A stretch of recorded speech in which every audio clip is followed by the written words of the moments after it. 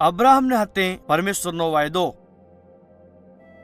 બાળના કઈ વર્ષને બાદ દુનિયામાં ઘણા ખરા મનખા રીએ કરતા હતા અને અણાવે ફેર થકી પરમેશ્વર ને અને એકબીજાને વિરુદ્ધમાં પાપ કર્યો, કેમ કે ઈ હેત 21 બોલી બોલ્યા કરતા હતા। એટલે હારું ઈ એક હાથે ભેળા થાય અને દુનિયાને ભર દેવાને પરમેશ્વરના હુકુમને બજાય એક નગર બનાવ્યું। ઈ ઘણા ઘમંડ વાળા હતા અને અણાને કેવું જીવન જીવવું જોઈએ અણા બારામાં ઈ પરમેશ્વરના હુકુમનો માનવા નહીં સાતા હતા। આ તક કે અણાવે એક એવી મીનાર બનાવવા શરૂ કર્યું જે હરક તક ઉગાડ હે। પરમેશ્વર દેખ્યું કે અગર ये એક હાથે મળીને બોંઢાઈ કરી રહ્યા તે ઈ ઘણા ખરા પાપી કામને કર શકે હે।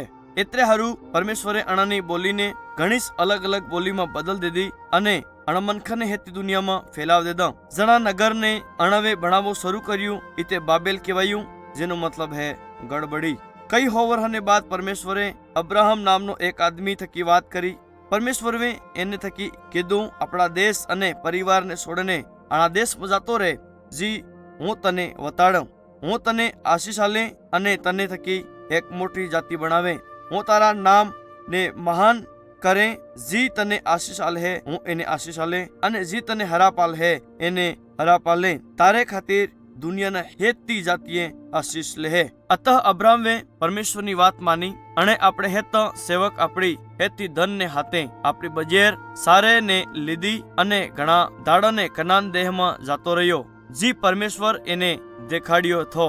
જ્યારે અબ્રાહમ કનાન પૂગ્યો તરા તે પરમેશ્વર વે એને થકી કીધું આપણી સારી મેર દેખ, હું તને યુ દેહ આલ દે અને તારે પીડી હંમેશાને હારું એની ઉપર અધિકાર રાખે।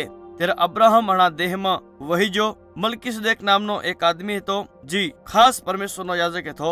એક દાડો જ્યારે અબ્રાહમ યુદ્ધ કરવાને બાદ આવી રહ્યો હતો, યો અને અબ્રાહમ મળ્યા। મલકીસદેક વે અબ્રાહમને આશીર્વાદ આલ્યો અને કીધું મારો પરમેશ્વર જી હરગ અને ધરતીનો માલિક હે ઇતે એને આશીર્વાદ આલે। ફેર અબ્રાહમ વે યુદ્ધમાં જીતીલી હેતી વસ્તુનો 10વો ભાગ મલકીસદેકને આલ્યો। કઈ વર્ષ જાતરિયા પુણે હજુ હોદો અબ્રાહમ અને સારે ને કઈ સોરો ને તો પરમેશ્વરે અબ્રાહમ થકી વાત કરી અને ફેર થકી વાયદો કર્યો કે એને એક સોરો પેદા થાહે અને જેમ હરગમાં તારા હે એમેસ એના ઘણા ખરા પીડજી થાહે। અબ્રાહમે પરમેશ્વરના વાયદા ઉપર વિશ્વાસ કર્યો। પરમેશ્વરે ઘોષણા કરી કે અબ્રાહમ એક ધર્મી આદમી હતો, કેમ કે આણે પરમેશ્વર ના વાયદા પર વિશ્વાસ કર્યો હતો।